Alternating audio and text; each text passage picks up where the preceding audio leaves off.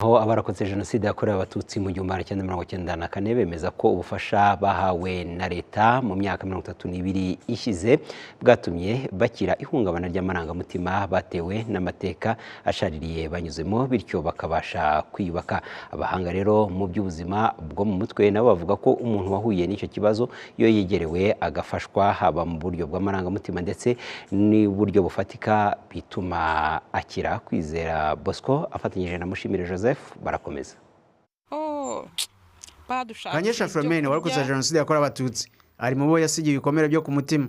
We na Ndagijimana Anastase nabo bakoze jenoside bemeza ko bimwe byatumye ihungabana rigabanuka ari uko bitaweho mu buryo bwose leta yari ishoboye bakabasha kwiyubaka no kugira imiryango. Nubwo twapfuye tugapfa tukasigarana n'ubumuga no mu mutima hasigayemo ubumuga nagize ibintu by'uburwayi bikomeye cyane ariko ubwo burwayi ndavurwa. Ikintu kidushimije nuko barongeye bubaka ingo barabyara dufite abana n'abana b'icyo gihe urubyiruko barize bose barangije kaminuza nabo barabyaye urubyiruko bariyubatse babifashijwemo na leta. Mukesharugo Maria w'imyaka 80 yibuka uburyo n'abarokotse jenoside ubwabo hari uburyo bagiye bomorana ibikomere. Atanga urugero rw'abagore bishyize hamwe bakajya bahura bakaganira ku bibazo byabo birinda ubwigunge bikunganirwa n'ubufasha bw'ibiribwa, ubuvuzi, kubakirwa amacumbi n'ibindi byinshi. Abari bafite ibibazo bikomeye n'abari barafashwe ku ngufu bakanduzwa indwara zidakira zirimo na sida noneho bakanaterwa n'inda muri ubwo buzima bugoye. Dusobanuriwe n'impamvu umugabo arwaye ngewe Kagabo Simba ndwaye. Twereka umugabo watubyaranye nawe nyina akajya mu isobanura bikabananira ati ntabwo tubyumva. Twebwe rero barazaga tukababwiza ukuri gusesuye. Abana bagezeho barabyumva bajya no kwiga. Nyina ari umudozi tumushakira imashini kugira ngo abone uko adoda abatunge. Batuye Masaka bameze neza, abahungu bize ubwubatsi barubatse bameze neza, baza kudusura baseka banezerewe nuko kurwara barabyihanganiye. Umuganga wita ku bibazo byo mu mutwe Mukamana Delite asobanura ko agahinda gakabije, ihungabana, ubwoba bukabije ndetse no kunywa ibiyobyabwenge biri mu bimenyetso byagiye bigaragaza ibibazo by'ubuzima bwo mu mutwe ku barokotse jenoside.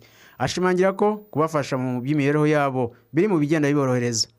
Nk'ubu tuvugana imibare yaragabanutse rwose ku buryo muri uyu mwaka aho twagiye mu gikorwa cyo kwibuka ubona ko imibare yagabanutse ku buryo bugaragara. Bitavuze ko ibibazo byashize ahubwo bivuze ko abantu bagiye bubaka imbaraga z'ubudaheranwa, igihugu kibubakira kubaho. Umuntu wabonye haba aricyo cyamuhangayikishaga, umuntu uri kwivuza. Hari abantu murabizi ko hari abo jenoside sigiye ibikomere bidakira ariko akabazi ko afite igihugu kimwitaho azabona imiti akavurwa.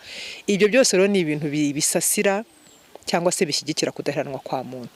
Imibare y'ikigo cy'ubuzima RBC yerekana ko mu gihe cyo kwibuka ku nshuro ya 31 jenoside yakorewe abatutsi ibimenyetso by'ihungabana byagaragaye ku bantu 2666 aho 10% muri bo bari baravutse nyuma ya jenoside.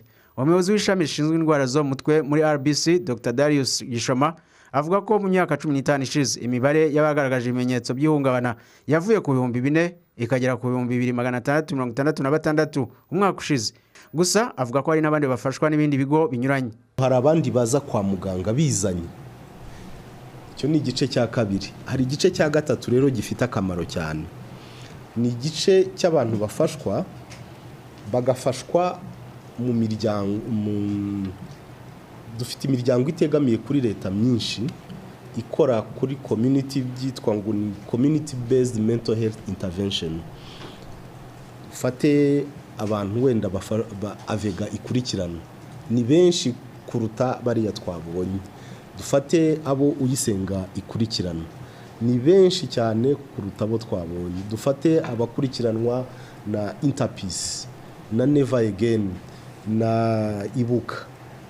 Abantu bafite ihungabana tuvuze ngo ni bariya gusa twaba twibeshye. Ababona ubufasha bihereye muri iyo miryango ni benshi cyane. RBC kandi igaragaza ko 36% y'abasuwe bahungabanye umwaka ushize mu bihe byo kwibuka bari basanzwe bafite n'ibindi bibazo by'ubuzima nka sida, bamwe banduriye muri jenoside, abandi bafite umuvuduko w'amaraso ukabije, diabete, kanseri n'izindi ndwara. Kwizera Bosco mu mujyi wa Kigali.